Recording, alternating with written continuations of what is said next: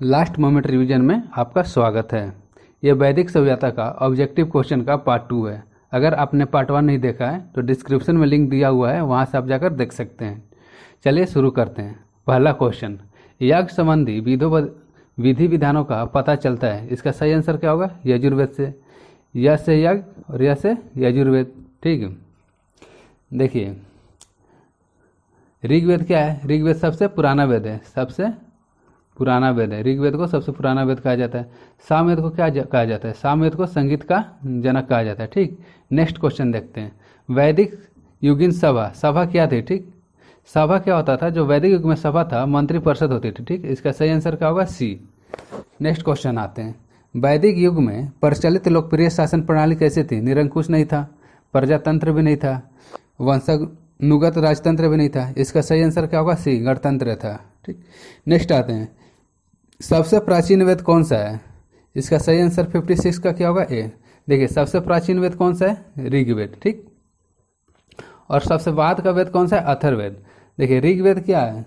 ऋग्वेद सबसे पुराना वेद है। ऋग्वेद सबसे पुराना वेद है। ठीक है, सबसे पुराना वेद है। देखिए ऋग्वेद में कितने मंडल हैं? 10 मंडल, जिसको भाग बोला जाता है। ठीक, ऋग्वेद में 10 मंडल हैं, 1028 गो इसमें सूक्त हैं। ठीक, 10,462 ऋचाएँ हैं। ठीक, और देखिए जो ऋग्वेद के पुरोहित होते हैं उसको क्या बोला जाता है? होत्री बोला जाता है। ऋचाएँ को पढ़ने वाले को होत्री बोला जाता है। ठीक है, और देखिए ऋग्वेद के उपवेद को क्या कहते हैं? ऋग्वेद के उपवेद को क्या कहा जाता है? इसका भी उपवेद को आयुर्वेद कहा जाता है। ठीक, आयुर्वेद कहा जाता है। ऋग्वेद से आपको कम से कम इतना क्वेश्चन याद रहना चाहिए। ऋग्वेद सबसे पुराना वेद है, इसमें 10 मंडल है, इसमें 1028 सूक्त हैं और 10,462 ऋचाएँ हैं। और ऋचाएँ पढ़ने वाले पंडित को या पुरोहित को क्या कहा जाता है? होत्री कहा जाता है। ऋग्वेद का एक उपवेद भी है जिसको आयुर्वेद कहा जाता है। ठीक, देखिए यजुर्वेद में क्या है? यजुर्वेद में यज्ञ के बारे में बताया गया है, और सामवेद में भारतीय संगीत का जनक कहा जाता है। भारतीय संगीत का जनक कहा जाता है। और अथर्ववेद में क्या है? अथर्ववेद में जादू टोना है, जादू टोना और वशीकरण के बारे में बताया गया है। ठीक है, आई होप इतना आपको समझ में आ गया होगा। नेक्स्ट क्वेश्चन देखते हैं। निम्नलिखित में से कौन सा भारतीय दर्शन की आरंभिक विचारधारा है? 57 का आंसर क्या होगा? 57 का आंसर होगा सांख्य। देखिए सांख्य का विचारधारा किसने दिया था? सांख्य का विचारधारा कपिल ने दिए थे। ठीक, कपिल। ठीक, वैशेषिक का विचारधारा किसने दिया था? इसका विचारधारा दिया थे कणाद। ठीक है, नेक्स्ट आते हैं मीमांसा। देखिए मीमांसा है और 2 पार्टों में भागा हुआ है। मीमांसा को 2 पार्ट में बांटा गया है। पहला आता है पूर्वी मीमांसा। ठीक, पूर्वी मीमांसा, और नेक्स्ट आता है उत्तरी मीमांसा। ठीक है, देखिए जो पूर्वी मीमांसा है उसके विचारधारा कौन थे? जैमिनी। ठीक, पूर्वी मीमांसा कौन दिया था? जैमिनी दिए थे। और जो उत्तरी मीमांसा है उसको दिए थे वादरायण। ठीक है, वादरायण। देखिए निम्नलिखित में से कौन सा भारतीय दर्शन की आरंभिक विचारधारा? इसका सही आंसर क्या होगा? सांख्य। सांख्य को किसने प्रतिपादित किया था? कपिल। वैशेषिक को किसने प्रतिपादित किया था? कणाद थे। ठीक, मीमांसा 2 पार्टों में बांटा हुआ है, पहला पूर्वी मीमांसा फिर उत्तरी मीमांसा। पूर्वी मीमांसा को किसने प्रतिपादित किया था? जैमिनी ने, और उत्तरी मीमांसा को वादरायण ने। ठीक, योग आप सबको पता होगा, पतंजलि। पतंजलि थे योग के प्रतिपादक। नेक्स्ट आते हैं सांख्य, योग, न्याय, वैशेषिक, मीमांसा एवं वेदांत, इन 6 भिन्न भारतीय दर्शनों की स्पष्ट रूप से अभिव्यक्ति किस युग में हुई? इसका सही आंसर क्या होगा? वैदिक युग। 58 का आंसर होगा ए। नेक्स्ट देखते हैं। निम्नलिखित में से वह दस्तकारी कौन सी है जो आर्यों द्वारा व्यवहार में नहीं लाई गई है? ठीक, देखिए इसका सही आंसर क्या होगा? 59 का 8 होगा। ठीक है, अब नेक्स्ट आते हैं 60 नंबर क्वेश्चन पे। देखिए यहाँ पर क्या दिया हुआ है? देखिए इधर दिया है वेद। ठीक, इधर वेद का नाम दिया है और इस तरफ जो दिया हुआ है ये उपवेद है। ठीक, तो ऋग्वेद के उपवेद को क्या बोला जाता है? आयुर्वेद बोला जाता है। धनुर्वेद किसका उपवेद है? यजुर्वेद का है। गंधर्ववेद सामवेद का है। शिल्प वेद या अर्थशास्त्र अथर्ववेद का है। इसका सही आंसर क्या होगा? 60 का ए होगा। ठीक, नेक्स्ट आते हैं। ऋग्वेद के किन 6 मंडलों को वंश मंडल या गोत्र मंडल कहा जाता है? इसका सही आंसर क्या होगा? 61 का सही आंसर होगा ए। देखिए जो 2 से 7वें मंडल था, 2 से 7वें मंडल, ये सबसे पहले लिखा गया था, सबसे पहले लिखा गया था, ठीक है, सबसे पहले लिखा गया था। इसको प्राचीन मंडल भी बोला जाता है, 2 से 7 को प्राचीन मंडल भी बोला जाता है, प्राचीन मंडल भी बोला जाता है, ठीक। और सबसे बाद में है 10वां मंडल, सबसे बाद में कौन आता है, 10वां मंडल, ठीक। अब देखिए 61 का आंसर क्या होगा, दूसरे से 7वें मंडल को प्राचीन मंडल या वंश मंडल बोला जाता है। नेक्स्ट आते हैं, किस वेद में जादुई माया और वशीकरण का वर्णन है? इसका सही आंसर क्या होगा, अथर्ववेद। देखिए ऋग्वेद सबसे पुराना वेद है। यजुर्वेद में यज्ञ के बारे में जानकारी मिलता है। सामवेद को क्या बोला जाता है, सामवेद को भारतीय संगीत का जनक बोला जाता है, संगीत का जनक बोला जाता है, ठीक। और अथर्ववेद में क्या है, जादू टोना है, जादू टोना है, वशीकरण है और औषधि और रोग निवारण के बारे में बताया गया है। नेक्स्ट आते हैं 63, आर्य शब्द किसको इंगित करता है? इसका सही आंसर क्या होगा, श्रेष्ठ वंश या कुलीन वंश को, ठीक है। ऋग्वेद में कुल कितने मंडल हैं? 64 का आंसर क्या होगा, 10। देखिए जो ऋग्वेद में 10 मंडल है, क्वेश्चन ये भी पूछता है कि 10वें मंडल किसका उल्लेख करता है, तो ऋग्वेद के 10वें मंडल में वर्ण व्यवस्था का उल्लेख है, वर्ण व्यवस्था का उल्लेख है। वर्ण व्यवस्था को 4 भागों में बांटा गया है। पहला आता है ब्राह्मण, ब्राह्मण, क्षत्रिय, वैश्य तथा शूद्र। ऋग्वेद में कुल कितने मंडल है, 10 मंडल है। 10वें मंडल में किसका वर्णन है, 10वें मंडल में वर्ण व्यवस्था का वर्णन है, ठीक। और वर्ण व्यवस्था को 4 भागों में बांटा गया था। देखिए जो 4 भागों में बांटा गया था वर्ण व्यवस्था, वो कर्म पर आधारित था, ना कि जाति पर। देखिए 7वें मंडल में किसका उल्लेख मिलता है, 7वें मंडल में दशराज युद्ध का उल्लेख मिलता है, ठीक। ये भी क्वेश्चन पूछता है, दशराग युद्ध का 7वें मंडल में किसका उल्लेख मिलता है, दशराग युद्ध का। 9वें मंडल में सोम देवता का उल्लेख मिलता है, 9वें मंडल में सोम देवता, ठीक, सोम देवता का उल्लेख मिलता है, जिसे वनस्पति का देवता भी बोला जाता है, वनस्पति को इनका देवता भी बोला जाता है। 8वां मंडल उनका इंपॉर्टेंट नहीं है। नेक्स्ट क्वेश्चन देखते हैं, आर्य भारत में संभवतः आए थे, इसका आंसर क्या होगा, बी, मध्य एशिया से। नेक्स्ट क्वेश्चन देखते हैं, कौन सा वेद अंशतः गद्य रूप में भी रचित है? इसका सही आंसर होगा 66 का बी, यजुर्वेद। यजुर्वेद गद्य और पद दोनों में, ठीक है, गद्य और पद दोनों में, ठीक। नेक्स्ट क्वेश्चन आते हैं, सभा और समिति प्रजापति की 2 पुत्रियां थी, इसका उल्लेख किस वेद में मिलता है? 67 का आंसर होगा अथर्ववेद में। नेक्स्ट देखते हैं, ऋग्वैदिक युग की प्राचीनतम संस्था कौन सी थी? इसका सही आंसर क्या होगा, विदत, 6। नेक्स्ट क्वेश्चन, ब्राह्मण ग्रंथों में सर्वाधिक प्राचीन कौन था? 69 का सही आंसर होगा B, Shatapatha Brahmana. Next question देखते हैं, क्वेश्चन नंबर 70, गोत्र व्यवस्था प्रचलन में कब आया? इसका सही आंसर 70 का क्या होगा, 70 का सही आंसर होगा उत्तर वैदिक काल में, ठीक।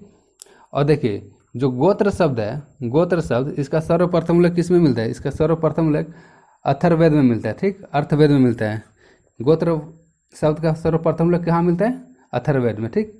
देखिए नेक्स्ट क्वेश्चन आता है 71, अनुलोम विवाह क्या होता है? देखिए जो वैदिक सभ्यता थी उसमें विवाह 2 प्रकार का होता था, ठीक, अनुलोम विवाह और दूसरा प्रतिलोम विवाह। प्रतिलोम विवाह, जो अनुलोम विवाह होता था इसमें पुरुष उच्च वर्ण के होते थे, पुरुष उच्च वर्ण के होते थे, प्लस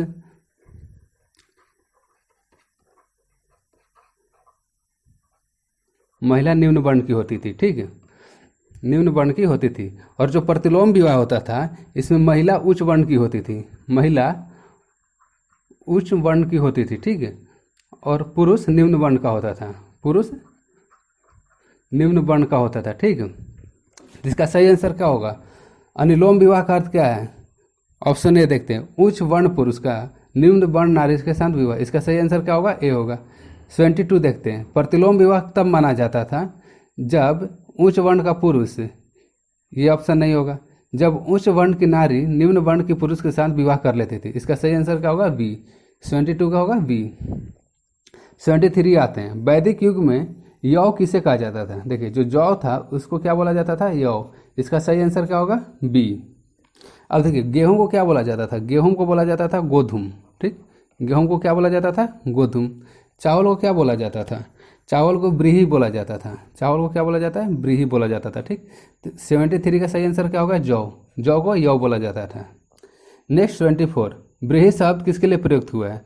ब्रीही शब्द चावल के लिए उपयुक्त हुआ। ठीक, 74 का आंसर क्या होगा? ए। गेहूं के लिए गोधूम का प्रयोग होता था। जौ के लिए किसका प्रयोग होता था? जौ के लिए यौ का होता था। और कपास को सिंधु घाटी के लोग किस नाम से जानते थे? सिंडस नाम से जानते थे। ठीक है, नेक्स्ट क्वेश्चन आते हैं। अथर्व का अर्थ क्या है? देखिए, अथर्व का होता है पवित्र जादू, इसीलिए अर्थवेद को जादू टोना या वशीकरण का भी वेद कहा जाता है। नेक्स्ट क्वेश्चन आता है 26, इसमें सुमेलित करने के लिए बोल रहा है। ठीक, देखिए, शिक्षा किससे संबंधित है? ध्वनि शास्त्र। कल्पसूत्र कर्मकांड। निरुक्त शब्द व्युत्पत्ति शास्त्र, भाषा शास्त्र। छंद छंद शास्त्र। तो इसका सही आंसर क्या हो जाएगा? ए हो जाएगा। ए का पहला, बी का दूसरा, सी का तीसरा और डी का फोर्थ। नेक्स्ट क्वेश्चन देखते हैं। प्राचीनतम व्याकरण अष्टाध्यायी की रचना कौन कर थे? इसका सही आंसर क्या होगा? पाणिनि। और अष्टाध्यायी क्या है? एक व्याकरण है। ठीक, गौतम किसके दर्शन के अथी थे? गौतम थे सांख्य दर्शन। ठीक, गौतम सांख्य दर्शन। कपिल किससे संबंधित थे? कपिल न्याय दर्शन से संबंधित है। पतंजलि योग दर्शन से। ठीक, नेक्स्ट क्वेश्चन आते हैं। सॉरी, यहाँ पर देखिए, जो कपिल थे, कपिल सांख्य दर्शन के थे। ठीक, कपिल किससे संबंधित है? सांख्य दर्शन से। गौतम जो थे वो न्याय दर्शन से संबंधित है। ठीक है, यहाँ पर कन्फ्यूजन मत हो जाइएगा। नेक्स्ट आते हैं। निम्न में से कौन सी स्मृति प्राचीनतम है? इसका सही आंसर क्या होगा? मनुस्मृति। नेक्स्ट क्वेश्चन आते हैं। आदि काव्य की संज्ञा किसे दी जाती है? इसका सही आंसर होगा रामायण। नेक्स्ट आते हैं। प्राचीनतम पुराण कौन सा है? तो प्राचीनतम पुराण कौन सा है इसमें? मत्स्य पुराण है। पुराणों की संख्या कितनी है? 18 है। सबसे पुराना पुराण कौन सा है? मत्स्य पुराण है। मत्स्य पुराण में किसका वर्णन मिलता है? विष्णु का दशावतार का। विष्णु दशावतार का वर्णन मत्स्य पुराण में मिलता है। क्वेश्चन आता है, ऋग्वेद में सबसे पवित्र नदी किसे माना गया है? देखिए, जब सबसे पवित्र नदी बोलता है तो इसका सही आंसर क्या होगा? बी। अगर यही क्वेश्चन इस तरह से पूछे कि ऋग्वेद में किस नदी का वर्णन सबसे अधिक बार हुआ है, तो इसका सही आंसर क्या होगा? सिंधु। सिंधु नदी का वर्णन सबसे अधिक बार हुआ है। सिंधु नदी का वर्णन सर्वाधिक बार हुआ है। ठीक, और सबसे पवित्र नदी कौन थी? सबसे पवित्र नदी सरस्वती थी। परुष्णी को किस नदी के नाम से जाना जाता है? परुष्णी को रावी नदी के नाम से जाना जाता है। और सदुत्री सतलज नदी के बोला जाता था। ठीक है, सतलज नदी के नाम से जाना जाता है। क्वेश्चन इस तरह से भी पूछ देता है कि परुष्णी नदी को किस नाम से जाना जाता है? रावी नदी से। सदुत्री को सतलज नदी के नाम से जाना जाता है। नेक्स्ट क्वेश्चन, वैदिक समाज की आधारभूत इकाई क्या थी? इसका सही आंसर होगा 82 का कुल। ठीक है, 82 का सही आंसर क्या होगा? कुल होगा। वैदिक समाज की आधारभूत इकाई क्या थी? कुल। देखिए, जो वैदिक सभ्यता थी सबसे पहले क्या आता था? कुल। कुल मिलकर किसका निर्माण करते थे? फिर ग्राम आता था। ठीक, उसके बाद विष आता था। उसके बाद क्या आता था? जन आता था। तो इसमें सबसे बड़ा कौन था? जन था। ठीक, और सबसे छोटा कौन था? आधारभूत कुल होता था। ऋग्वेद काल के उस समय प्रधान देवता की पहचान करें जिनकी स्तुति में 250 सूक्तों की रचना की गई थी। ठीक, इसका सही आंसर क्या होगा? इंद्र। इंद्र को ऋग्वेद में क्या कहा गया है? इंद्र को ऋग्वेद में पुरंदर शब्द की संज्ञा दी गई है। पुरंदर। पुरंदर का अर्थ क्या होता है? किले को तोड़ने वाले। किले को तोड़ने वाले। ठीक, इनके लिए 250 ऋग्वेद में इंद्र शब्द का उल्लेख 250 बार हुआ है। ठीक, अग्नि का उल्लेख कितना बार हुआ है? 200 बार हुआ है। और वरुण का उल्लेख 30 बार हुआ है। ठीक, वरुण का उल्लेख 30 बार हुआ है। देखिए, वरुण को क्या कहा जाता था? वरुण को जल का देवता कहा जाता था। वरुण को जल का देवता कहा जाता था। ठीक है, नेक्स्ट आते हैं। किस वेद में सभा की नरिष्टि अर्थात सामूहिकवाद विवाद या अनुल्लंघनीय कहा गया है? 84 का सही आंसर क्या होगा? 84 का सही आंसर अथर्ववेद होगा। ठीक, नेक्स्ट क्वेश्चन देखते हैं। किस रचना में नारी को सूरा और पांसा के साथ 3 प्रमुख बुराइयों में शामिल किया गया है? 85 का सही आंसर होगा ए, मैत्रेयणी संहिता। 85 का सही आंसर क्या होगा? मैत्रेयणी संहिता। नेक्स्ट क्वेश्चन देखते हैं। उत्तर वैदिक काल में किस देवता को सर्वोच्चतम स्थान प्राप्त है? देखिए उत्तर वैदिक काल में आंसर क्या हो जाएगा, प्रजापति होगा। 86 का आंसर क्या हो जाएगा, प्रजापति। अगर यही क्वेश्चन पूर्व वैदिक काल में पूछे, पूर्व वैदिक काल, अगर पूर्व वैदिक काल में रहता है सर्वोच्च देवता, तो इसका सही आंसर क्या होगा, इसका सही आंसर होगा इंद्र। लेकिन यहाँ पर क्या पूछ रहा है, उत्तर वैदिक, ठीक, उत्तर वैदिक, उत्तर वैदिक में आंसर क्या हो जाएगा, प्रजापति। ठीक, यहाँ पर कंफ्यूज मत होइएगा। अगर उधर वैदिक पूछता है तो यहाँ पर आंसर क्या होगा, प्रजापति होगा। यदि पूर्व वैदिक पूछता है तो यहाँ पर आंसर क्या होगा, इंद्र होगा। नेक्स्ट क्वेश्चन आते हैं 87, सुमेलित कीजिए। ठीक है, देखिए राजसूय याग कब किया जाता था, राजा के जब सिंहासन रोहण से संबंधित याग, ये भी सही है। ठीक, अश्वमेध याग कब किया जाता था, राजनीतिक शक्ति बढ़ाने हेतु किया जाता था।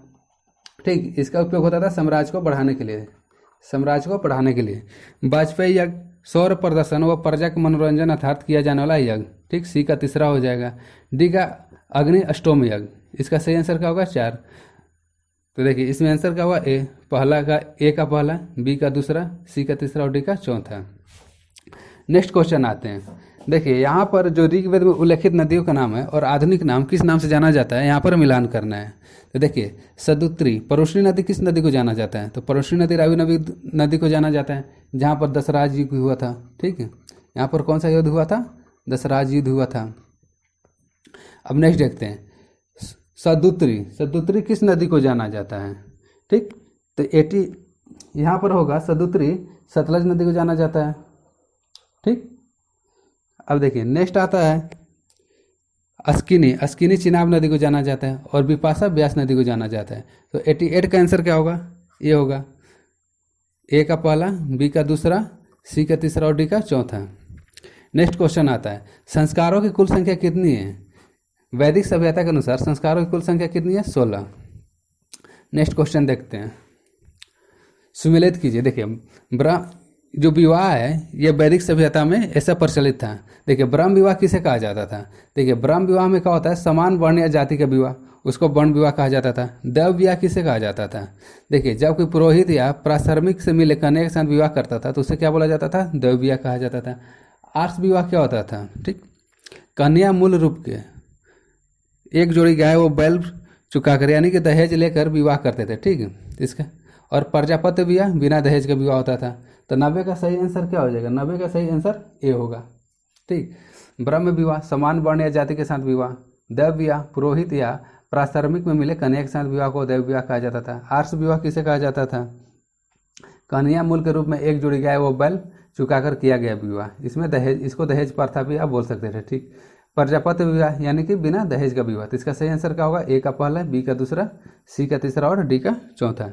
नेक्स्ट क्वेश्चन देखते हैं 91। देखिए गंधर्व विवाह किसे कहा जाता था, गंधर्व विवाह प्रेम विवाह को कहा जाता था, ए का पहला होगा। आसुर विवाह, कन्या को खरीद कर किया गया विवाह को क्या कहा जाता था, आसुर विवाह कहा जाता था। नेक्स्ट आता है राक्षस विवाह। देखिए पराजित राजा की कन्या या अपहरण की गई कन्या के साथ विवाह को क्या कहा जाता था, राक्षस विवाह कहा जाता था। नेक्स्ट आता था पैचास विवाह। देखिए इसमें क्या होता था, जब कोई कन्या सोई अवस्था में होती थी या उसकी मानसिक स्थिति खराब रहती थी या गुमराह करके उसके साथ किया गया विवाह को क्या कहा जाता था, पैचास विवाह। ठीक, तो इसका सही आंसर क्या हो जाएगा, ये होगा, ए का पहला, बी का दूसरा, सी का तीसरा, डी का चौथा। इसका सही आंसर क्या होगा, ए। 3 ऋण में शामिल नहीं है, 92 का सही आंसर क्या होगा, मातृ ऋण। ठीक, मातृ ऋण 3 ऋण में शामिल नहीं था। नेक्स्ट देखते हैं, ऋग्वैदिक काल में संबंधित मृद भाड़ संस्कृति क्या है। देखिए यहाँ पर वैदिक सभ्यता है। देखिए वैदिक सभ्यता कितने भागों में बांटा गया, 2 भाग में, पूर्व वैदिक या दूसरा का है उत्तर वैदिक, उत्तर वैदिक। देखिए जो पूर्व वैदिक में मृद भांड मिला है इसको गेरुवर्णी मृद भांड कहते हैं। पूर्व वैदिक को गेरुवर्णी मृद भांड कहा जाता है। ठीक है, पूर्व वैदिक में कौन सा मृद भांड मिला है, गेरुवर्णी मृद भांड, जिसको ओसीपी कहा जाता है, ओसीपी कहा जाता था। ठीक है, और उत्तर वैदिक में जो मृद भांड मिला है उसको चित्रित, ठीक, चित्रित धूसर मृद भांड कहा जाता है, चित्रित धूसर मृद भांड कहा जाता है या PGW कहा जाता है। तो ठीक, क्वेश्चन पाते हैं। ऋग वैदिक काल से संबंधित मृद भांड कौन है? तो 93 का सही आंसर क्या हो जाएगा? OCP, गेरुवर्णी मृद भांड की संस्कृति। ठीक, नेक्स्ट क्वेश्चन 94। उत्तर वैदिक काल से संबंधित मृद भांड संस्कृति कौन सा है? इसका सही आंसर क्या होगा? चित्रित धूसर मृद भांड, यानी कि PGW। नेक्स्ट क्वेश्चन आते हैं। हरियाणा प्रांत में चित्रित धूसर मृद भांड स्थल किस स्थान पर हाल ही में किए गए उत्खननों से प्रकाश में आया है? 95 का आंसर क्या होगा? भगवानपुर, हरियाणा में। ठीक, नेक्स्ट क्वेश्चन देखते हैं। प्राचीनतम विवाह संस्कार का वर्णन करने वाला विवाह सूक्त किसमें पाया जाता है? 96 का आंसर क्या होगा? ऋग्वेद में हो जाएगा। 97 देखते हैं। ऋग्वेद में अघन्य वध योग नहीं शब्द का प्रयोग किसके लिए किया गया है? 97 का आंसर क्या हो जाएगा? बी, गाय। देखिए, जो ऋग्वैदिक सभ्यता थी उसमें सबसे अधिक यदि किसी चीज को महत्वपूर्ण की संज्ञा दी जाती थी वो थी गाय।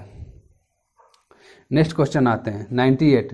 यहाँ पर देखिए सुमेलित करने के लिए बोल रहे हैं। 98 का देखिए, संग्रहित क्या होगा? कोषाध्यक्ष।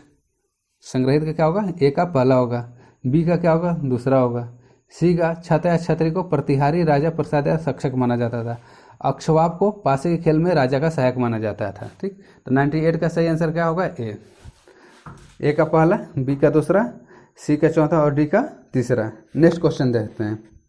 गत्य प्राकृतिक संतुलन, रीत या प्राकृतिक संतुलन स्थापित करने के कारण किस वैदिक देवता को ऋतस्य को कहा गया है? इसका सही आंसर क्या होगा? 99 का बी, वरुण को क्या बोला जाता है? वरुण को प्राकृतिक संतुलन का देवता माना जाता है। ठीक, अब देखिए, ठीक, इंद्र को क्या बोला जाता है? इंद्र को पुरंदर की संधि दिया गया है। विष्णु को क्या बोला गया है? विष्णु को विश्व का संरक्षण की संज्ञा दिया गया है ऋग्वेद में, विश्व का संरक्षक। ठीक है, नेक्स्ट क्वेश्चन देखते हैं। निम्नलिखित में से कौन सा मूलतः जल या समुद्र का देवता है? इसका सही आंसर क्या होगा? वरुण को जल या समुद्र का देवता कहा जाता था। ठीक, इंद्र को किसका देवता कहा जाता है? इंद्र को वर्षा का देवता कहा जाता था। ठीक, नेक्स्ट क्वेश्चन आते हैं। 3 क्रमों में तीनों लोग को माप लेने के कारण किसे उपक्रम कहा गया है? 101 का सही आंसर क्या होगा? विष्णु। सुमेलित कीजिए। 102 पे आते हैं। पूषण किसे कहा जाता था? पूषण कहा जाता था विवाह के देवता को। रुद्र पशुओं के देवता को कहा जाता था। धौस या धौ जगत के देवता कहा जाता। आदिति देवों के महान माता। देखिए, आदिति जो है, आदिति कौन है? आदिति को सूर्यदेव की माता थी। आदिति कौन थी? सूर्यदेव की माता थी, इसलिए इनके देवों की महान माता कहा जाता है। तो 102 का आंसर क्या हो जाएगा? 102 का आंसर हो जाएगा ए। ठीक, पूषण किसके देवता थे? विवाह के देवता थे। रुद्र पशुओं के देवता थे। धौस या धौ किसके देवता थे? जगत के पिता। आदिति देवों की महान माता थी। नेक्स्ट क्वेश्चन आते हैं 103 पर। मनुष्य स्मृति मुख्यतः किससे संबंधित है? इसका सही आंसर क्या होगा? समाज व्यवस्था से। 104। गायत्री मंत्र की रचना किसने की थी? गायत्री मंत्र की रचना किसने की थी? विश्वामित्र ने की थी। और देखिए, गायत्री मंत्र का वर्णन किसमें है? गायत्री मंत्र का वर्णन ऋग्वेद के 3रे मंडल में। ठीक, ऋग्वेद के कौन सा मंडल में? 3रे मंडल में है। नेक्स्ट क्वेश्चन आते हैं। अवेस्ता और ऋग्वेद में समानता है। अवेस्ता किस क्षेत्र से संबंधित है? 105 का सही आंसर क्या होगा? बी। नेक्स्ट क्वेश्चन 106 नंबर देखते हैं। निम्नलिखित में से कौन सी एक ऋग्वैदिक आर्यों की लाक्षणिक योग्यता नहीं थी? ऑप्शन नंबर ए, वे अश्व, रथों और कांस के उपयोग से परिचित थे। इसका सही आंसर परिचित है। ठीक, देखिए, जो ऋग्वैदिक काल के थे वे लोहे से उपयोग से परिचित नहीं थे। जो लोहा का उपयोग हुआ था, लोहा का उपयोग उत्तर वैदिक काल से स्टार्ट हुआ था। उत्तर वैदिक काल से स्टार्ट हुआ था। ठीक, तो इसका सही आंसर क्या होगा? 106 का सही आंसर होगा 120। ठीक है, ऋग्वेद में निम्नलिखित में से किन नदियों को उल्लेख अफगानिस्तान के साथ आर्यों के संबंध का सूचक है? देखिए, इसका सही आंसर क्या होगा? कुंभा या कर्मू। ठीक, इसका आधुनिक नाम क्या है? इसका आधुनिक नाम काबुल है।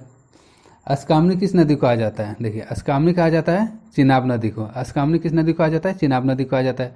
परोशनी किस नदी को कहा जाता है? परोशनी रावी नदी को कहा जाता है, जहाँ पर दशराज युद्ध हुआ था, जहाँ पर 10 राग युद्ध हुआ था। ठीक, और विपाशा किस नदी को कहा जाता है? विपाशा कहा जाता है व्यास नदी को।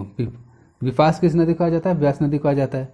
और तथा सदुत्री सतलज नदी को कहा जाता है, सतलज नदी को कहा जाता है। तो देखिए इसका सही आंसर क्या होगा? अफगानिस्तान के साथ आर्यों का संबंध का सूचक है, इसका सही आंसर होगा कुंभा कर्मो। ठीक, देखिए कर्मो नदी किसका है? देखिए इसका आधुनिक नाम क्या है? इसका आधुनिक नाम है कर्म, कर्म है इसका आधुनिक नाम। ठीक, और कुंभा का आधुनिक नाम क्या है? काबुल। इसका सही आंसर क्या होगा? 107 का सी। नेक्स्ट क्वेश्चन आते हैं। धर्म तथा रीत भारत की प्राचीन वैदिक संस्कृति में से एक केंद्रीय विचार को चित्रित करते हैं। इस संदर्भ में निम्नलिखित कथनों पर विचार कीजिए। ऑप्शन 1, धर्म व्यक्ति के दायित्व एवं स्वयं तथा दूसरे के प्रति व्यक्तिगत कर्तव्यों की संकल्पना था। इसका ये भी सही होगा। देखिए रीत मूलभूत नैतिक विधान या जो सृष्टि और उसमें अंतर्निहित सारे तत्वों के क्रियाकलापों का संचालन करता था, ये भी सही है। जिसका 108 का आंसर क्या होगा? सही आंसर हो जाएगा सी, 1 और 2 दोनों। नेक्स्ट क्वेश्चन देखते हैं। आर्यों के आर्कटिक होम सिद्धांत के पक्ष किसने लिया था? देखिए इसका सही आंसर क्या होगा? वीजी तिलक, बाल गंगाधर तिलक, बाल गंगाधर तिलक। ठीक, आर्यों के आर्कटिक होम उत्तरी ध्रुव। ठीक है, उत्तरी ध्रुव। देखिए आर्यों का आने का जो सबसे प्रमुख जिसको माना जाता है वो मैक्स मुलर के सिद्धांत को माना जाता है। मैक्स मुलर के सिद्धांत को माना जाता है। इनके अनुसार आर्य कहाँ से आए थे? इनके अनुसार आर्य मध्य एशिया से आए थे, मध्य एशिया से आए थे। नेक्स्ट क्वेश्चन, आर्यों के नेक्स्ट क्वेश्चन क्या है? देखिए यहाँ पर नदी का नाम दिया हुआ है और आधुनिक नाम दिया हुआ है, यहाँ पर सम्मिलित करना है। देखिए कुंभा किस नदी को बोला जाता है? देखिए परोशनी किस नदी को बोला जाता है? परोशनी रावी नदी को बोला जाता है। ठीक, सादा नीरा गंडक नदी को बोला जाता है। सदुत्री सतलज नदी को बोला जाता है। कुंभा काबुल नदी को बोला जाता है। तो इसका सही आंसर क्या हो जाएगा? 110 का सही आंसर हो जाएगा बी। ठीक, पहला का बी हो जाएगा,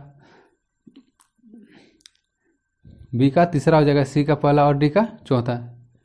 ठीक, नेक्स्ट क्वेश्चन आता है। ऋग्वेद में कितने सूक्त हैं? ऋग्वेद में कितने सूक्त हैं? इसका सही आंसर होगा 10 से 28। मंडल अगर पूछता है तो मंडल कितना है? ऋग्वेद में 10 मंडल है। ऋचाओं की संख्या कितना है? तो जो ऋग्वेद में ऋचाओं की संख्या है वो 10,462 है। नेक्स्ट क्वेश्चन आता है 112। पूर्व वैदिक आर्यों का धर्म प्रमुखता क्या था? 112 का सही आंसर हो जाएगा प्रकृति पूजा और यज्ञ। अगर आपको ये वीडियो पसंद आया तो प्लीज़ इस वीडियो को लाइक करें, अपने दोस्तों के साथ शेयर करें और चैनल को सब्सक्राइब करें। Thanks for watching. मिलते हैं आप नेक्स्ट वीडियो में।